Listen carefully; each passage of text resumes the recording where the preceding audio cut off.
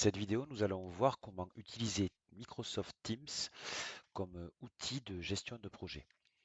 Parfois, vous vous êtes amené à travailler sur la préparation d'un événement qui va nécessiter le travail en commun sur un même document, donc sur un document en coédition. Il peut être intéressant de coupler au sein d'un même outil un outil de discussion comme Teams et le partage du document sur lequel on va pouvoir travailler en mode collaboratif. Donc prenons l'exemple de la préparation d'un rapport d'activité sur lequel plusieurs personnes vont intervenir. Et donc nous allons coupler ça donc à ce document avec une discussion de groupe. Donc à partir de Teams, vous allez démarrer une conversation de groupe. Donc on va mettre voilà, plusieurs noms. Voilà, voilà, imaginons que on démarre une conversation à 4 personnes. Voilà, donc comme un petit mot, bonjour à tous, voici le document de travail, par exemple. OK. Et donc, nous allons, alors je vais renommer la conversation. Vous voyez, on peut renommer préparation rapport d'activité. Voilà. Et donc, nous allons pouvoir joindre le document de travail que nous mettrons en onglet ici. Donc, pour joindre un document, sur le petit plus ici, vous allez cliquer et donc vous allez joindre un fichier. Alors, on peut le joindre à partir d'un espace cloud ou à partir de l'ordinateur, peu importe. Donc là, je vais aller chercher sur l'ordinateur. Donc, il doit être dans le dossier téléchargement. Alors, rapport d'activité, ça doit être... où est-ce que je l'ai mis dans un document? Voilà, il est ici, rapport d'activité.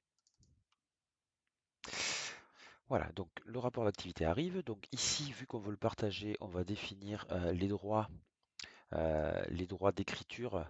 Donc on va permettre voilà, on va mettre tout le monde, ou sinon on pourrait si vous voulez le partager qu'avec les gens de votre collectivité, vous pouvez les mettre, vous pouvez cocher ceci, là souvent c'est par défaut.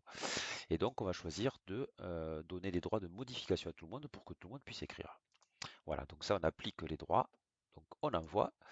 Donc là dans la conversation, il y a ce document qui apparaît, donc on pourrait cliquer dessus pour y travailler dessus. Mais par souci de facilité, je vais cliquer sur les petits points ici et je vais convertir ce document de travail en onglet.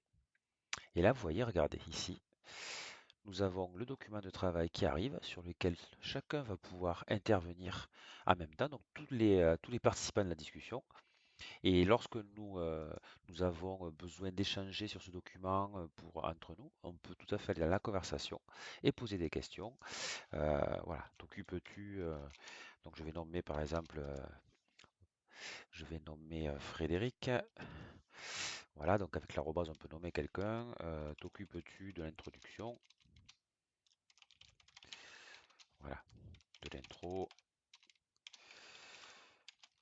Tac.